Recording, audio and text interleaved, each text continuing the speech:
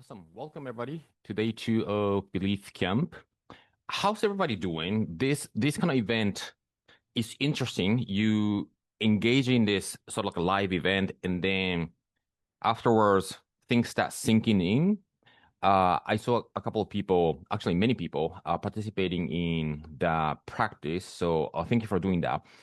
Um, I hope that working through the mental exercise and begin diving deeper into the inner world and to begin noticing things that's in the way by going deeper is helping all of us to realize who we are. So what we do is the process of self-realization.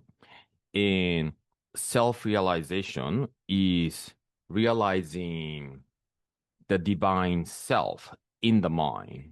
Who is the divine self? Divine self is the one that believes the manifestation of the greatest vision.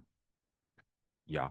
So we are playing with this idea of the soul essence of who we are and the personality.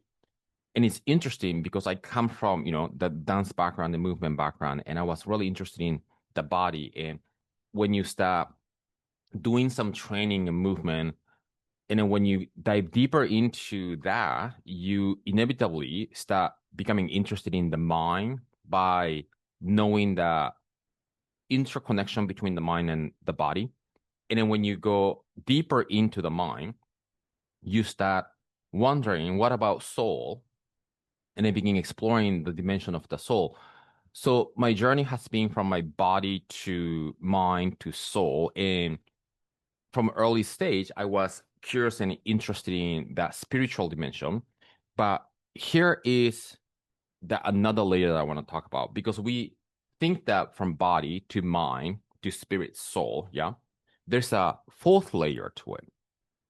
And the fourth layer is to know that we don't really need to know anything about the soul spirit because we are one.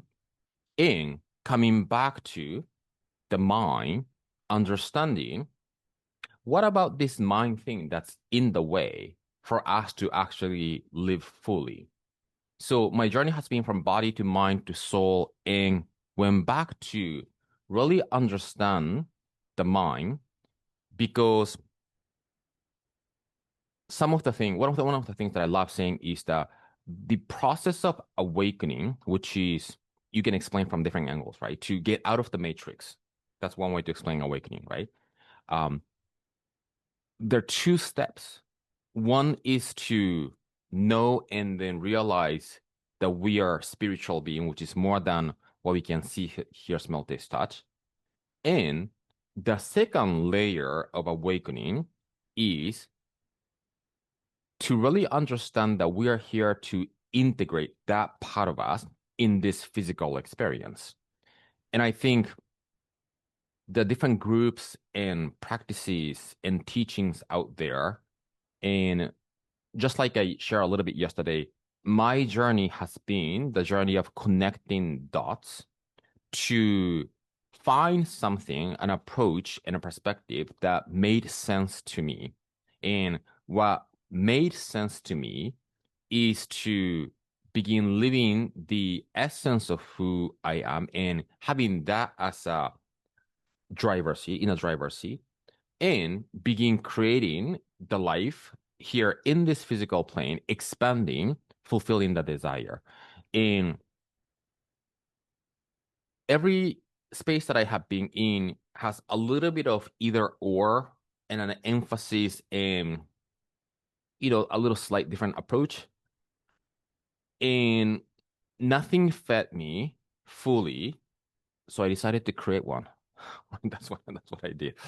And what I share with everybody here is my perspective in the integration journey, which is the language that I love using. And then the hope that I have for everybody is to pick and choose what works for you, right? I'm not here to download my belief and perspective to make it yours, but for you to be open to different way of understanding and living, and begin selecting things that make sense to you, and also to be able to look at all these perspectives to see whether your current belief is serving you to fulfill your desire. That's all there is, right? I don't really care, not in an insensitive way. I don't really care if somebody disagrees with me. I have no intention, or there's no value in talking about that, because people have different perspective. And sometimes, when you share your message and voice out loud, people tell me, I don't agree with you. Well, you don't need to agree with me, so the conversation is done. Right? Because people wants to, when people disagree with something, they kind of wants to disagree the fact that they disagree, kind of, right? But the conversation is done because, okay, you don't disagree. Great. What is it that you believe? And if that's belief serving you to live the life that you want to be living, that's all I care, right? So you want to form your belief that works for you, that allows your essence to shine through. And if that doesn't serve you to believe, you come up with a different belief, because I cannot create anybody else's life, but to help people facilitate what works for them, right? So that's a little introduction for today. And yesterday, I shared with everybody a lot of stuff, including my story. And my hope is for everybody to be able to step outside of your own belief by being able to observe it. Because if you're not observing your belief, you're more than likely being absorbed by it. And if you're observing your belief, you're not being absorbed by it. And if you're being absorbed by it, it's difficult to change because you're inside of it, right?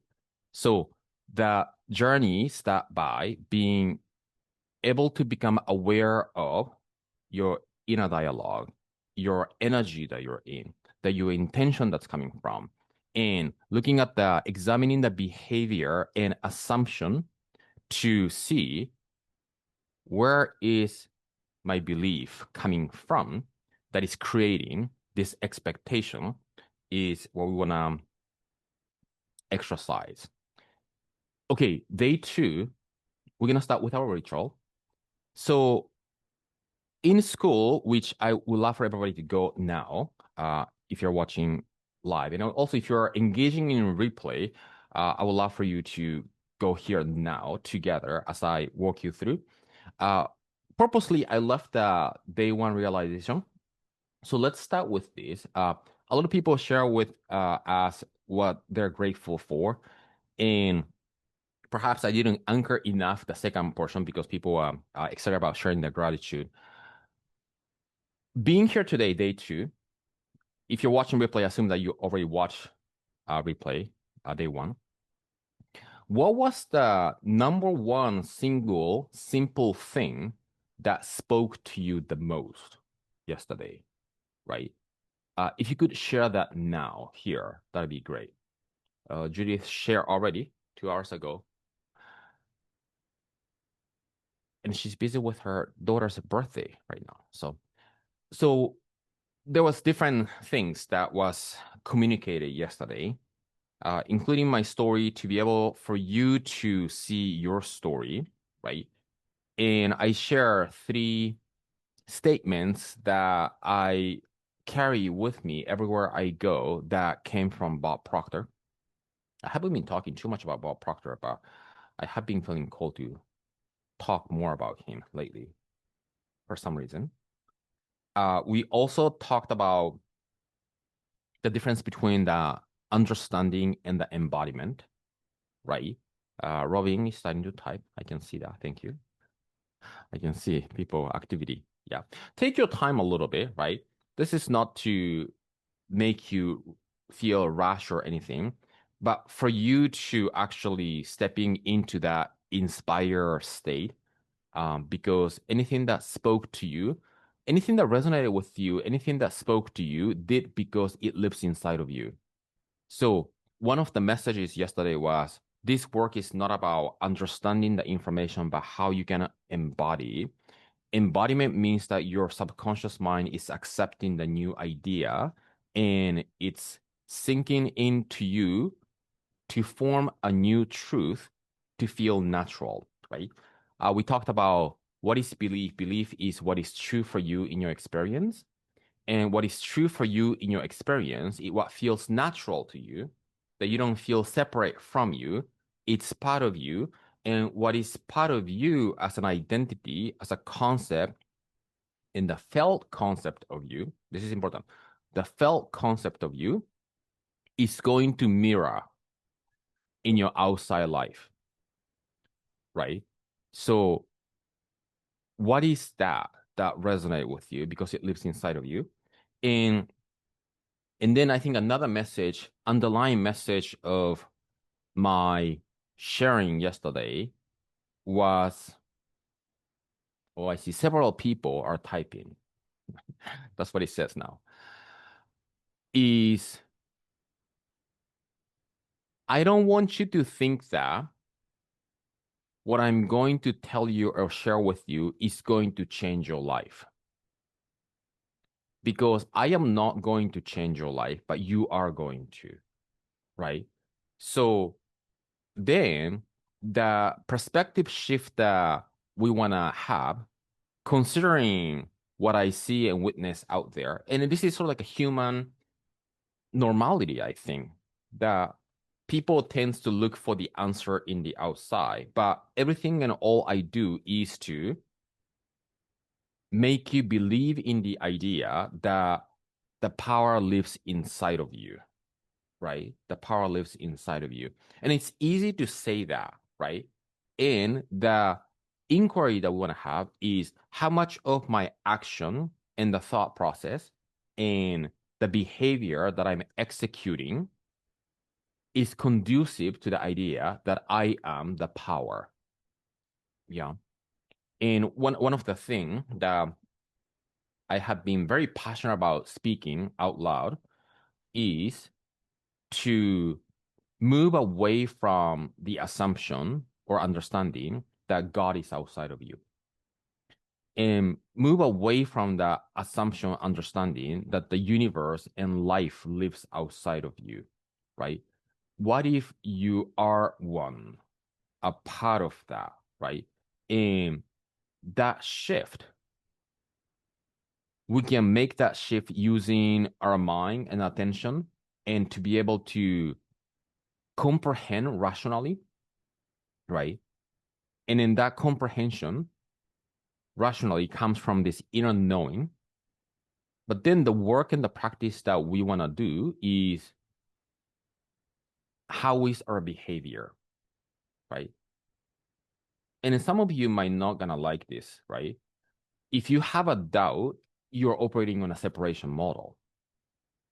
If you are wanting and trying to trust something and you're having a difficult time trusting the process, you're based on the separation model.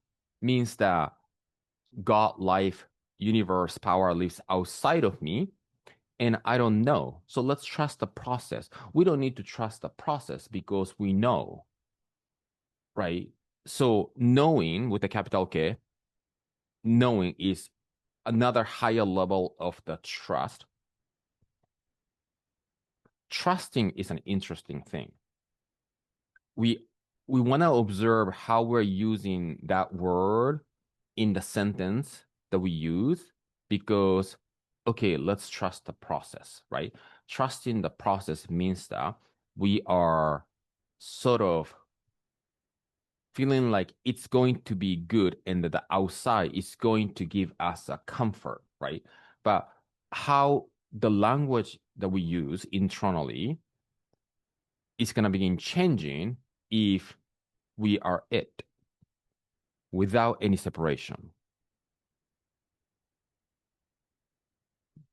Doubt and hesitation and procrastination is a resistance that comes from fear. Fear doesn't come from God, but it's a human made, it's a mental construct. And that pattern of coming from fear we have practiced that for a long time through our environment. That's all there is, everybody. So I think one of the things that I'm doing now that speaking out loud, I'm noticing that I'm doing is that I'm intending to minimize that pattern for all of us, right? If you're finding yourself, being in doubt place, being uncertain about something, it means that the rational mind, which is often what ego wants to rely on, right? Ego wants to rely on the visible and from point A to point B, the linear pattern, how you can see moving from one place to the other, wants to stay attached to it because if you stay attached to it, the ego feels that it's safer, right? So the rational mind wants to override the intuitive mind, even though, like Einstein said, the intuitive mind is the sacred gift and the rational mind is a faithful servant. We have created a society that honor the servant and has forgotten the gift. Um, I love a lot of things that Bob Proctor said. I love a lot of things that Einstein said. So living a soul-led life, living and creating a soul-led business or expression or arts is to flip that order. What would happen in our life if we lead with intuition as a sacred gift on the driver's seat and the rational mind as a servant on the passenger seat?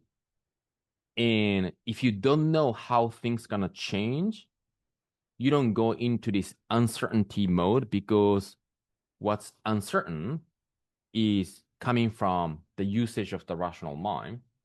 But for the intuitive mind, when you don't see in the visible world, it becomes an endless, exciting possibilities that you can create from your vision. Yeah. So a lot of the conditioning and the pattern that we have lived, the the tendency to come from the fear pattern is just something that we have practiced over and over and over. And in order to change that, we simply practice the opposite over and over and over. But here's the pitfall and the blind spot, though, which is I'm going to talk more about in detail what that is when I talk about the three things that defines what it means to redefine reality, the topic of today, is that, again, the rational mind, the ego mind wants to pay attention to what we want to get rid of, what the problem is, what's not serving, what's not working to fix and solve the problem. As I said yesterday, in the dimension of the spirit soul, nothing is missing, everything is complete and whole. Then all we want to do is to identify what's not working, and then we don't give energy more than that. We start leaning into the new idea and we begin operating from the new idea. Okay, I was just talking to be able to give people time to post your takeaway, right? Karen is saying, exactly, don't let the lack bother you. Don't react to lack. Keep your power. Exactly. The moment you give attention and energy to the lack and make that the cause of how we can react inside, we're giving power away. And in to be honest though, everybody, observing the world and a lot of people around me, if we can, probably this would be the most valuable thing that you can take home this week. If you can practice and master how to relate with what appears to be lack, and then begin practicing conditioning how to relate to that differently from the soul's perspective, which Neil calls ultimate reality, because there is a distorted reality that we experience based on the mental construct in the story. Number one, there's an observed reality that is it's just what is in the observable field without any filtering, and the ultimate reality that we can comprehend the situation in the moment from a soul's point of view, because we are all being guided at the perfect time. You're here on this session at the perfect time because you have been guided here. And everything that happens up to this point in your life, including all those things that you thought that was painful, have been happening exactly the way that you are meant to live moving forward if you begin able to see so, right? That's where the observer effect kicks in, right? If you deny your past experience or if you resist against it, right? I don't like the term accepting my past, right? It's not about accepting, but it's about embracing it, right? The moment we choose the lens of embracing every single step that we have taken, it's interesting because if you say, if there's anything that I want to change that happens in my past, I would say nothing, right? Even a lot of stuff that was painful back then, right? Because that led me to be the person who I am today. And that's true for everybody. So we want to practice seeing through the lens of embracing and then to choose to see that I'm here at the perfect time in the divine timing to begin creating what I'm meant to create is the lens that we want to choose to see. Then what enable us to do is that begins open the door because embracing is an expansion energy. Now you're choosing to use that as a gift to serve the world. So you can reconcile all the past pain into a gift and you can use that as a strength to begin impacting the world, right?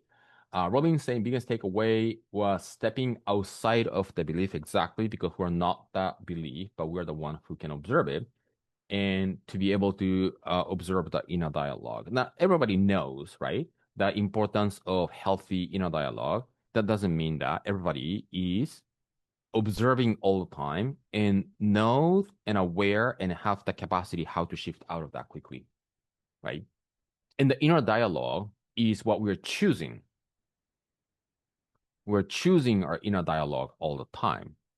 And if every single word is the cause of the entire forces of the universe to respond back to you every single moment, what would you choose is the question that we want to ask and begin executing. Rogelio saying my biggest realization was that it doesn't take a very long, exactly. It's a second if we believe so, right? You can believe 21 days, you can believe 30 days.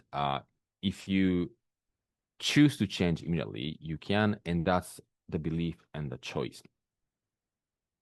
Travis, what resonates most is realizing there's nothing missing. Yeah, this is a huge one.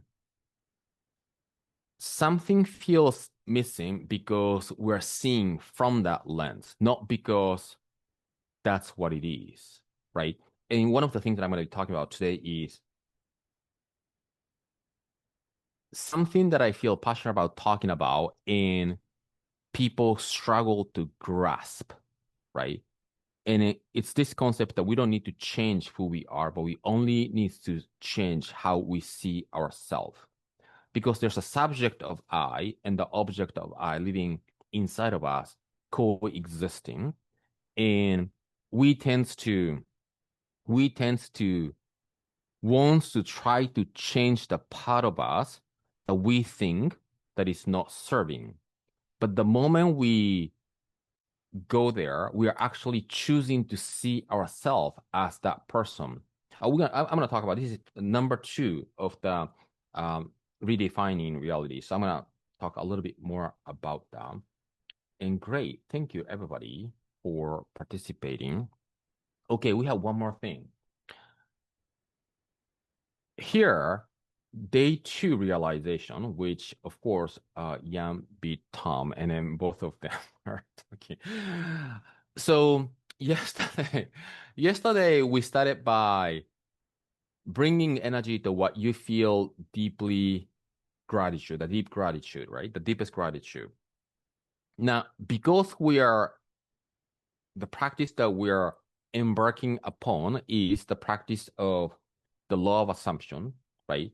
The conscious manifestation, we know that as we enter into this fulfillment of the desire, if we live there through imagination, the bridge of incidents appears, and that event will collapse in time in the observable field, right? So what we're gonna do today here is, wow, everybody's typing a lot before I ask the question, as if you knew what am I gonna ask. Select one of the items that is really important in your vision, right? As far as the time frame, you don't see that yet in the 3D physical observable world.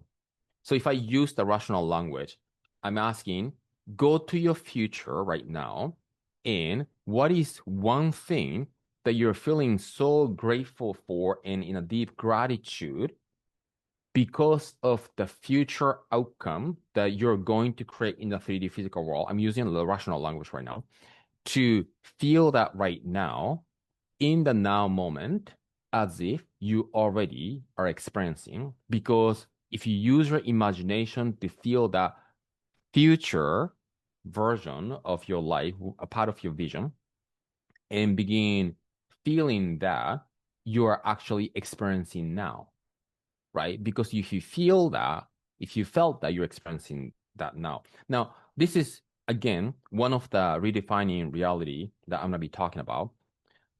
And I want you to notice that I said a future version of you, and I said I'm using a rational language, right? Rational, logical language. Future is a logical, rational language because only the rational mind think it's the future, right? The future only exists in the rational mind. It doesn't exist, right? We're gonna talk more about that. Um, I want to talk as people start engaging in that practice, which is the um, appetizer of day two. I want to talk about why gratitude in what you have in the physical right now and what you're going to have in the future is important, right? Gratitude and saying thank you, as probably Tom knows, because he's the king of that, is the ultimate prayer. Yeah. Anything and everything that we give energy, gratitude energy, is what's already done, right? What if you think about in your general, in your day-to-day life, when do you say thank you for somebody, to somebody? You say thank you or you feel appreciation for the experience that you already had, right? You never think that, oh, I'm saying thank you, but you haven't given me that, or I haven't experienced that, right? Whenever you say thank you, oh, gratitude and feeling that deep gratefulness and joyfulness inside, we demonstrate that action and create that experience inside of us when things are already done. Yeah. That's why when we begin initiating and exercising that state of gratitude, we are communicating with our subconscious mind and our cells in the body that it's already done. And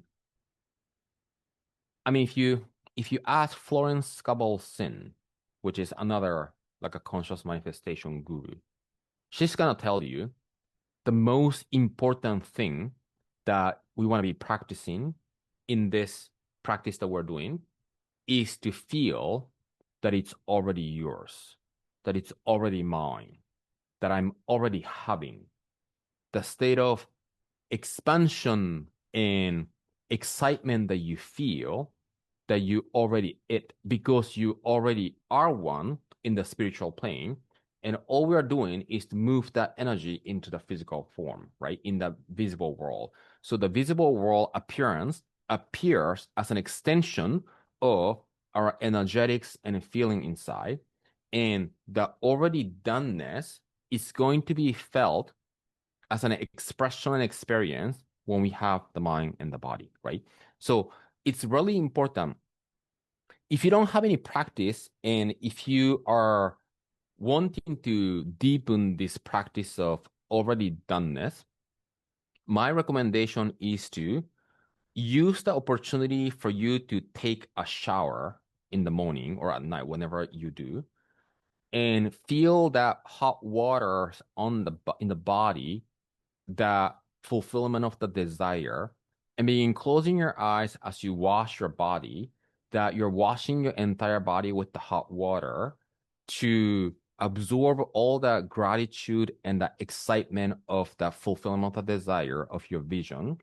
And if you do that consistently for the next 30 days, you will form a new pattern. But once you start doing that tonight or tomorrow, you already demonstrating that state. Yeah. Did you feel that, everybody? You wanna use the physical sensation because in order, I mean, Travis, you mentioned that you had a little difficulty feeling, right? So you want to use the physical sensation, like even we can have a ritual of every single time when you wash your hands, because you feel the water, you feel that sensation, right? And you imitate that sensation and you create a visualization in your mind, right? In the temperature or even scent, I love a lot of the incense and candle stuff because you can create an experience, whole body. I mean, scent is probably the strongest senses out of the five senses that provoke memory, it stays in your memory, right? That's why that's marketing of Disneyland, right? They have the caramel popcorn for a reason, for the kids to want to go back there. That's actually a marketing strategy because they know that the scent and the smell that they experience going to a Disneyland of the caramel popcorn is going to let all the children to tell their parents, I want to go back there, right? And then notice that when I say, taking a shower or washing your hands or even the caramel popcorn, everybody smell right now in your imagination a caramel popcorn, right? That is the power of imagination, right? I used to do the lemon exercise where go to the fridge and then you pull this organic big lemon and then you put that lemon on the cutting board, right? And you have your knife and you cut the lemon in half and another half, and because the meat of the lemon looks so fresh and juicy, you couldn't resist to bite it, right? And you bite, and then you start tasting the sweet, sour, fresh sensation and the taste of the lemon. Okay, what happened to your experience right now? You probably have the saliva and the imagery and the sensation in the body of biting that lemon, right? That's the power of imagination. You didn't have the lemon. There wasn't any evidence in the physical world, but your body felt it as a sensation. The physiology just changed using my words by triggering your imagination, right? So if somebody is quote unquote struggling imagining, we want to use all the tools, the scent and the taste and the sensation, so you can influence your physiology using your imagination. We want to texturalize. I like that language, right? Texturalize your imagination so you can feel in your whole body to alter your physiology. That's how much you want to practice imagination. And that imagination is one of the first reality that we want to redefine. Okay, that was another story that I was sharing to give people time. I mean, you might have been just listening to because you were interested and you forgot to comment. Um, okay, Charlotta, who must be in the cottage and joining right now. My work has led me to meet interesting people and places. It warms my heart. That's good. We want to involve the heart in this visualization.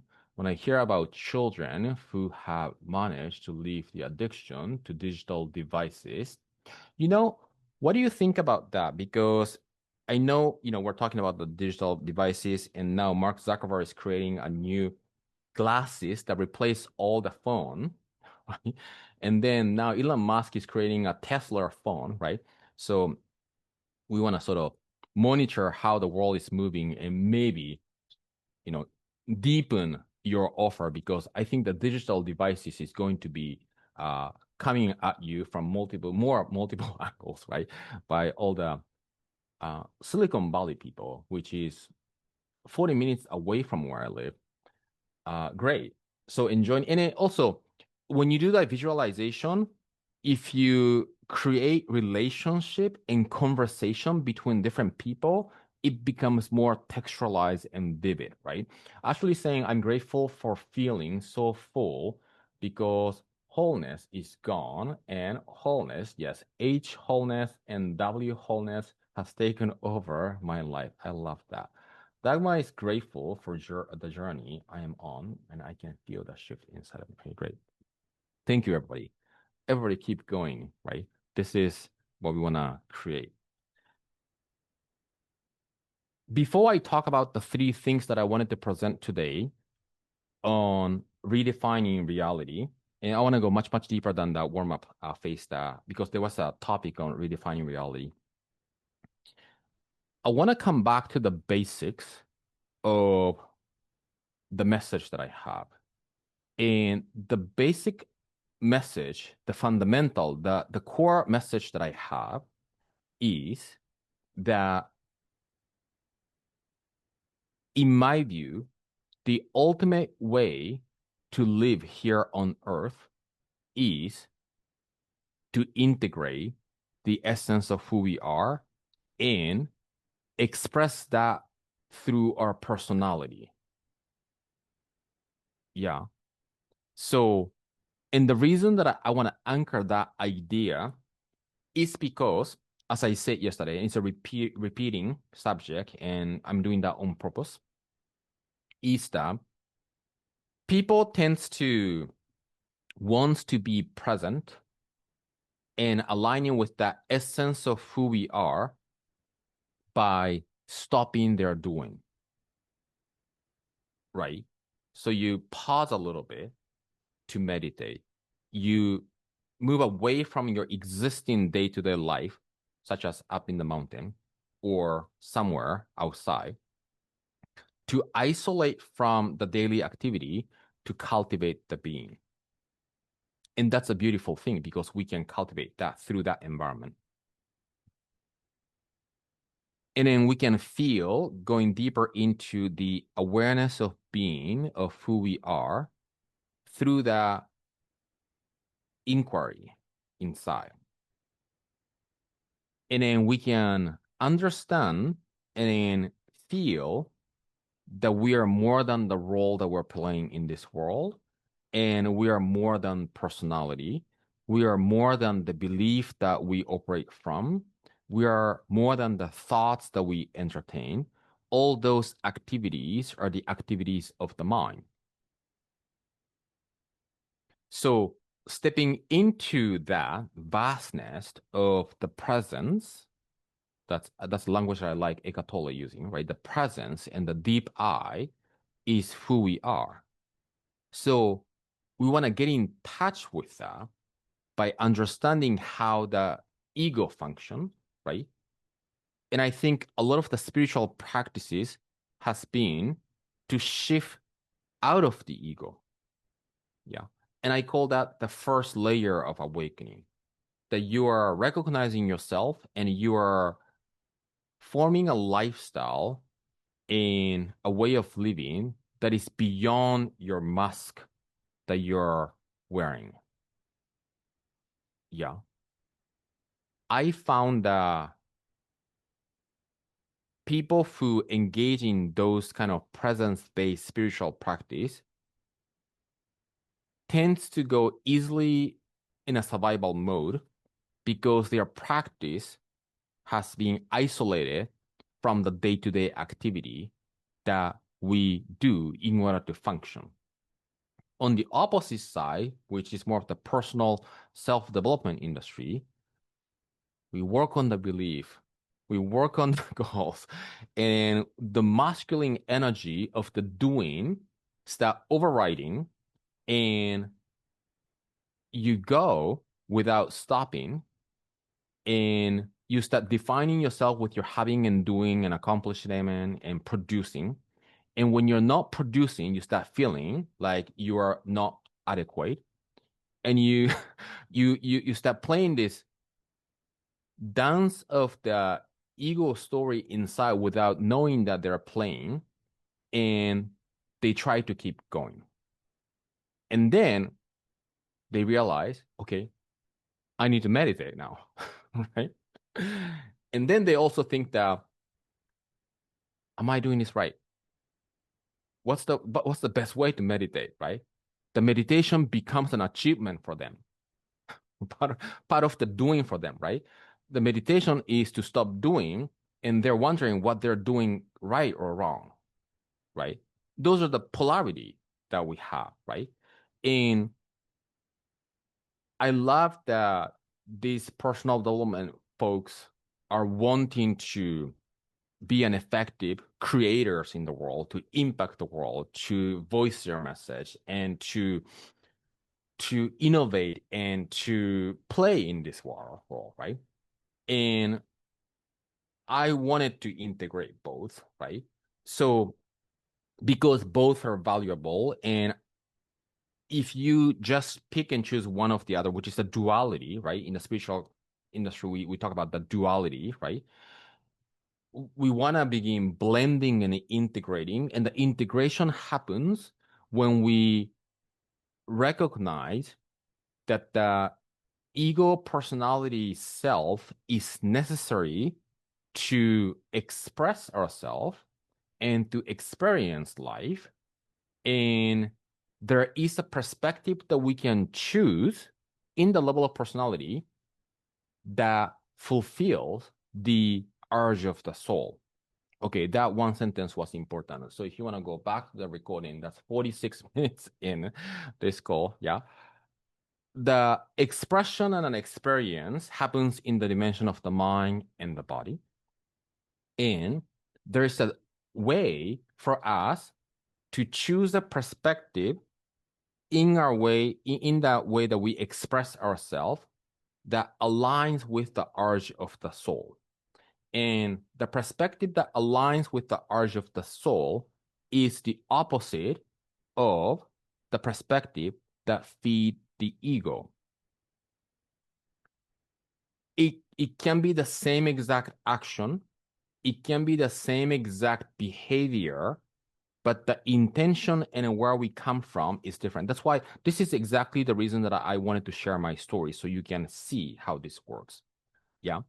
So let me give you an example. Let's say if you have arts or the product or the service or your gift that you want to share to the world, right? And let's say you're feeling a little inadequate or not confident or a little uncertain or doubtful whether people in the world is going to like what you are producing. I'm not saying this is the general you, and this is somebody other than you, right? Somebody out there, right?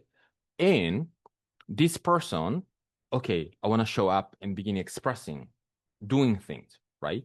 But this person is operating on this uncertainty, doubtful, hesitation, fearful place because she is not operating from that W hole, right?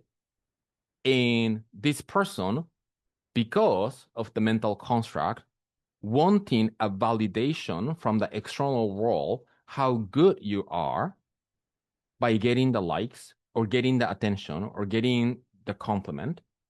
And it becomes all about, hey, look at what I do. Tell me that I'm good, right? That is an ego driven, trying to feed the ego action. Yeah. Okay. Scenario two. Same action, right? I have a gift and I have a message to the world. Okay. I'm going to go to the social media or I'm going to go to the meeting to share who I am, and I feel so honored that I have walked my path and I have this gift that I want to share, and it's so valuable for me.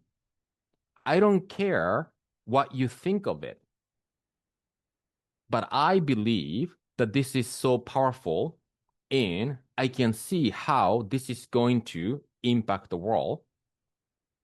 Let me share, and if this resonates with you, it's going to help you, and it's up to you if you want to take it or not, and begin expressing yourself fully to the world because you want to inspire and share your gift. Yeah. What's the difference? The first is operating from the lack, right? First is operating, I don't have it. I have something, but let me share what I have so I can get something from you, receive something from you, which is your attention, which is your validation, which is your compliment to make me feel good because I have not been choosing to tell myself that I'm so great from inside of me. That's all ego speaking, right? The second scenario is that I'm so full. And because I'm full and the fullness is overflowing, I cannot resist to share because it's overflowing, right?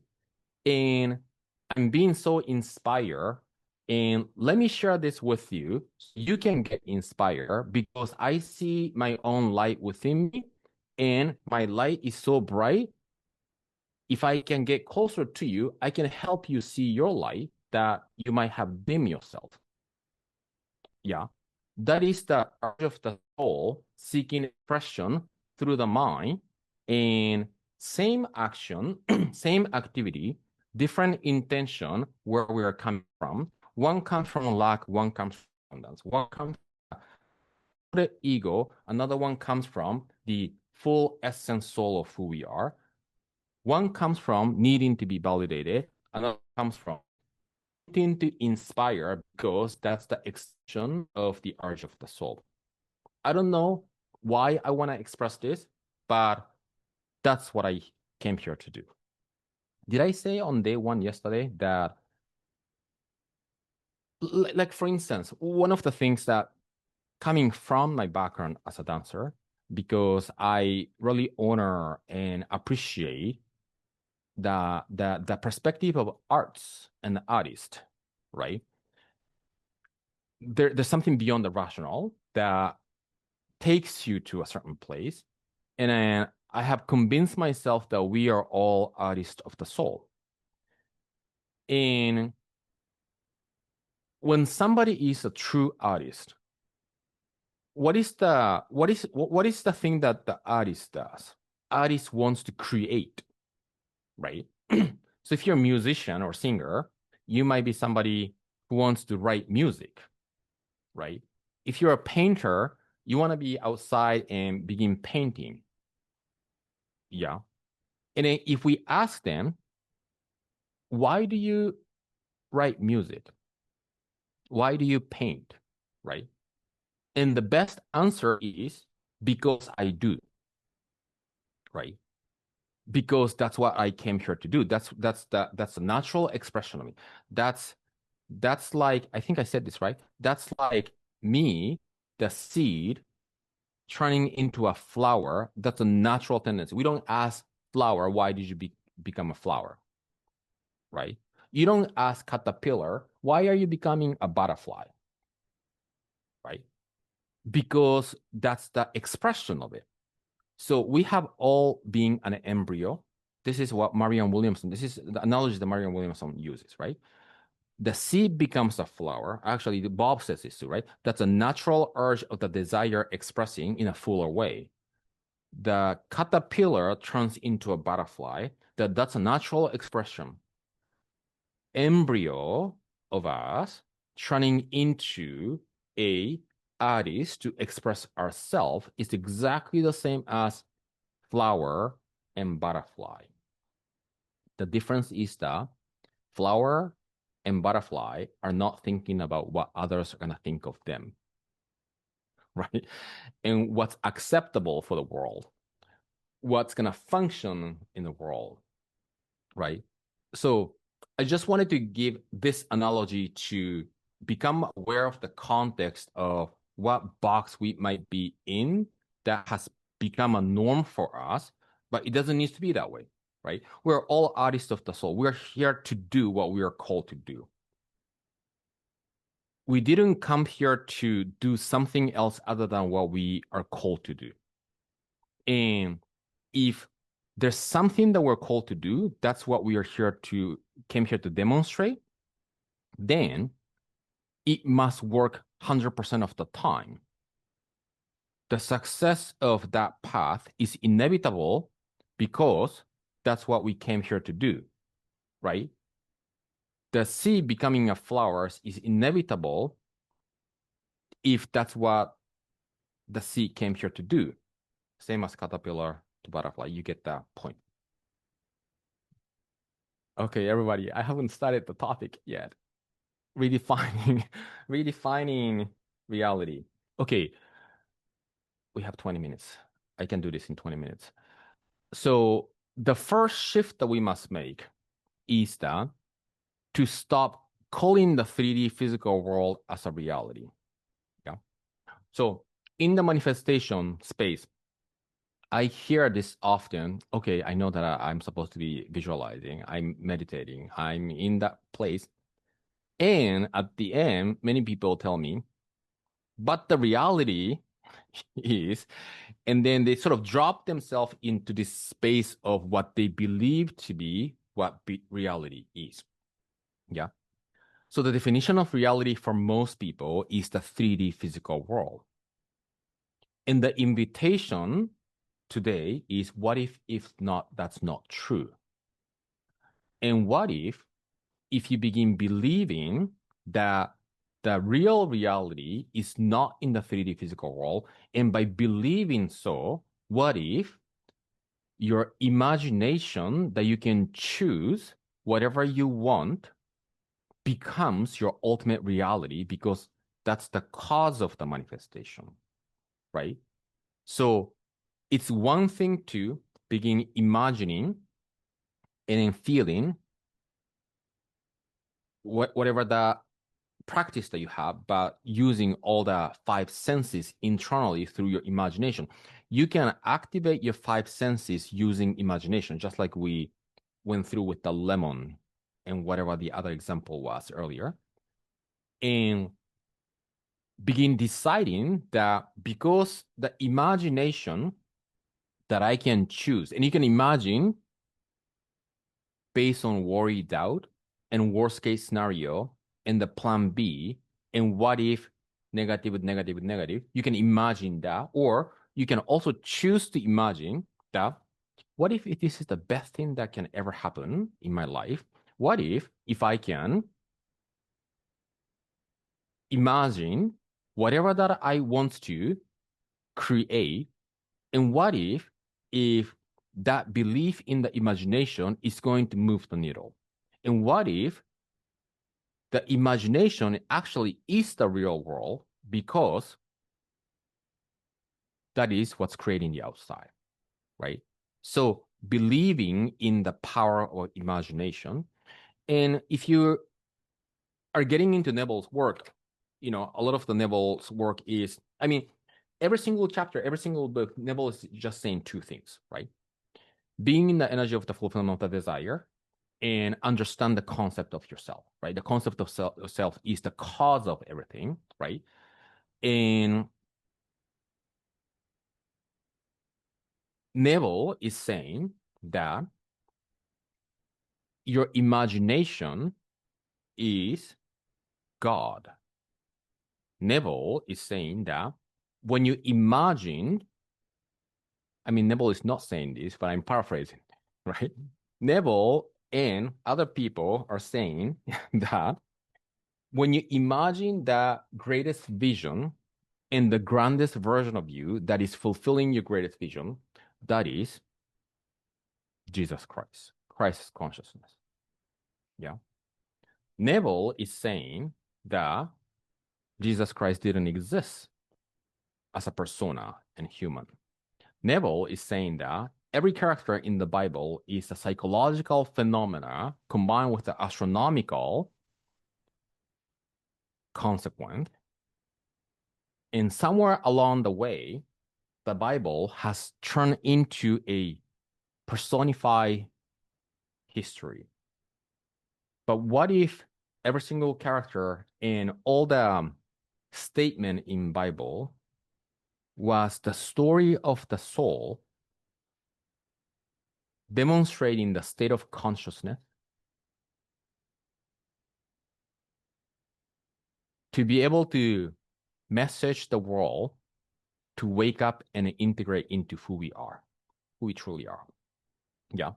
So the first new definition of reality is your imagination that you choose based on the desirable outcome is the real reality.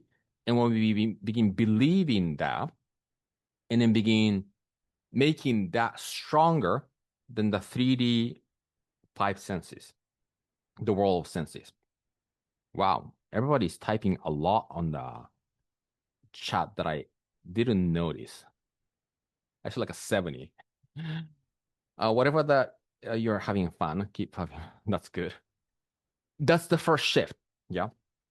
Okay. Second shift, everybody,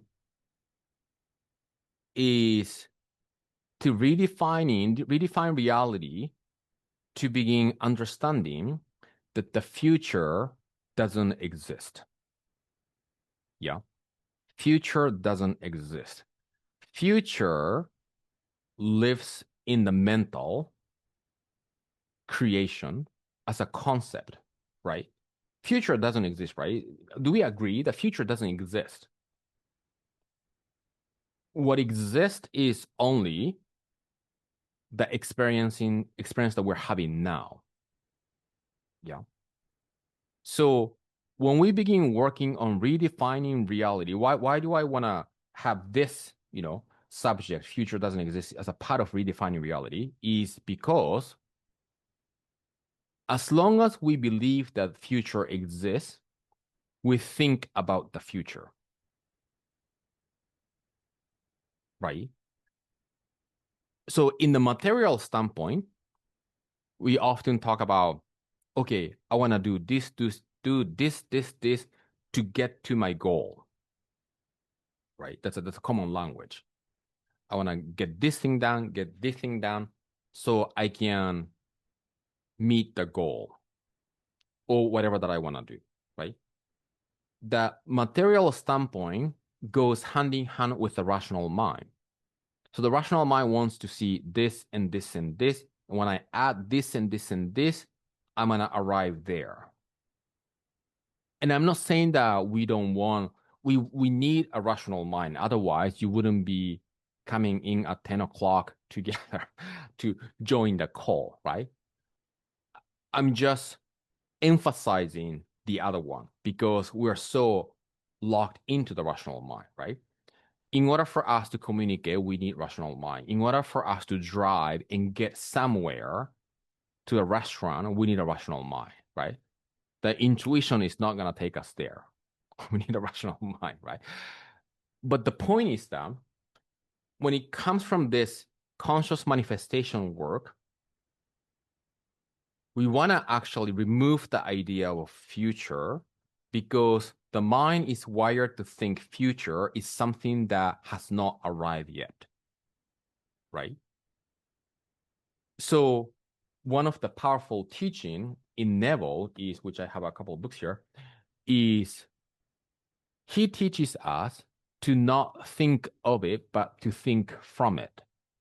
So if you have a desirable outcome, the vision that you wanted to fulfill in this physical plane, when we think of it, we think the imagery, the imagination, and then we're thinking of it from the existing place that you think you are.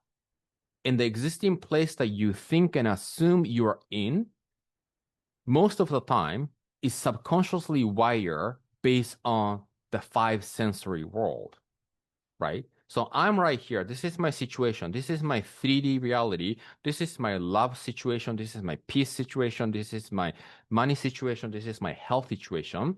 And I want something different. Okay, I imagine the future version of me, the future circumstance, and I'm imagining that, thinking of it.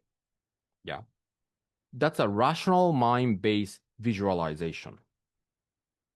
What we want to do is to flip that, right? Because future doesn't exist but only now, then the practice that we want to do is to be there by feeling that right now and thinking from that place.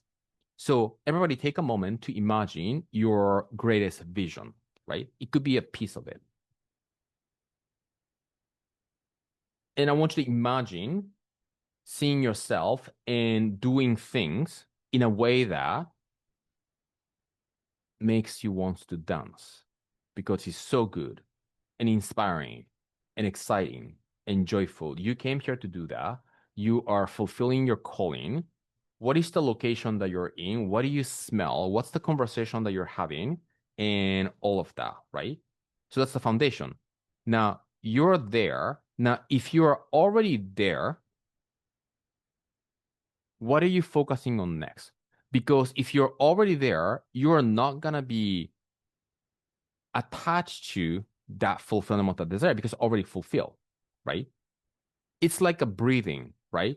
If your fulfillment of the desire is to be able to breathe, and if you're already, that's a part of your lifestyle, you're not focusing on it, right? So once you identify that place and bring that through your imagination, activating all the sensory factors, what would you be focusing on next is to be thinking from it instead of to think of it. Yeah. That's the first layer of thinking from it. Now, the second layer of thinking from it is if you are already there and then you sort of observe the existing physical world, because you're already there and your identity is there, you're already in the grandest version of it. How would you be thinking about stuff, right? What are the actions? And an action piece, I'm gonna leave that tomorrow. So you're gonna want to come to tomorrow live, right? I tend to do the pushback a little bit so I can tease a little bit to promote day 3, right? On day 1 I promote day 2, and then on day 2 I promote day 3. So people want to come back, right? The action piece I'm gonna leave it tomorrow, right? But thinking from it, if I'm already that place and I'm creating that life, what are the thoughts that I'm having in this existing situation is how we want to think from. Yeah. So that is the redefining reality number 2, right? You're imagining, and imagination is the real world, and the idea that the future doesn't exist and you're bringing that into the now and living from that place is redefining reality number 2.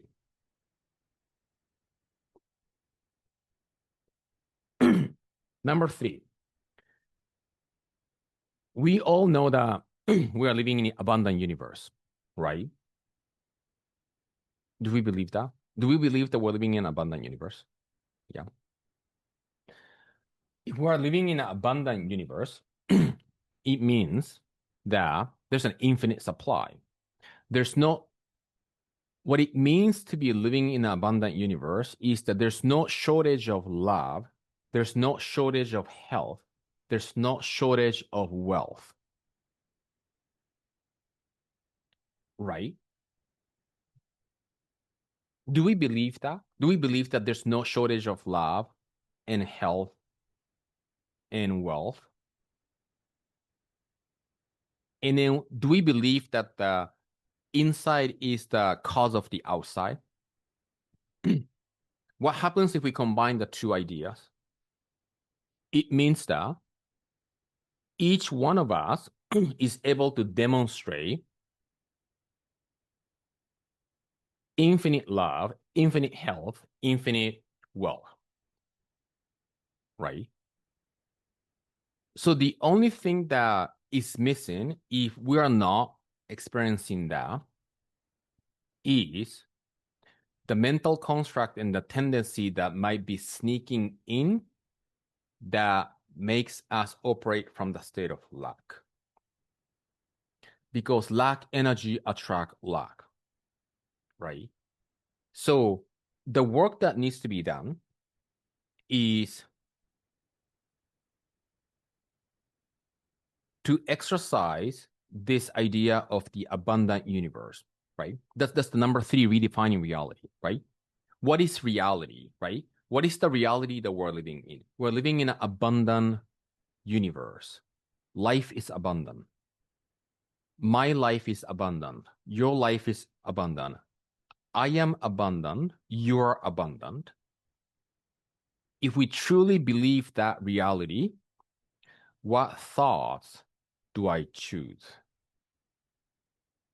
What feeling I choose to entertain? Where my action comes from?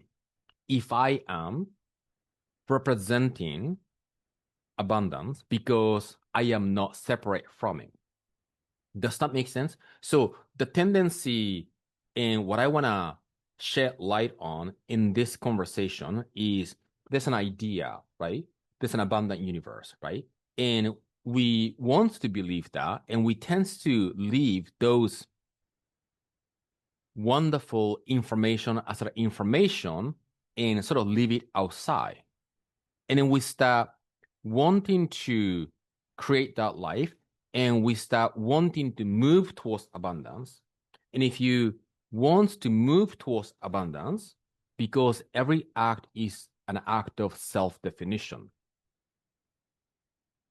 The moment you're wanting to move towards abundance, you are now demonstrating lack, right? If you're already W whole, you're not going to want and need something from the outside to be wholer. I don't know if this is such a word, right? Whole is whole, right? There's no wholer. I don't know. I like the term fuller expression because there's no end to the fullness of it. Maybe wholer is a better idea because there's no end to it. It's an infinite. And now that I think about that, right? There's a fuller expression, and it says fuller because there's no full because it's infinite. So if tree, if sun, if wind, and if every single creators, creatures in this world is part of the process called God. It's part of the life expressing itself. And if us, humans, which God created as a creator, is part of the life expressing itself, how can we include the idea of abundance, include ourselves in the idea of abundance? Can we see that this is something that Bob said, that the all the other animals are blended into the natural world and humans are the only creatures, he said creatures, I do think that we are creators, that can form our own environment in our mind, right? We can imagine by choice free will, but then we can imagine, this is so good, imagine that we are separate from life. Then we start seeing abundant universe outside.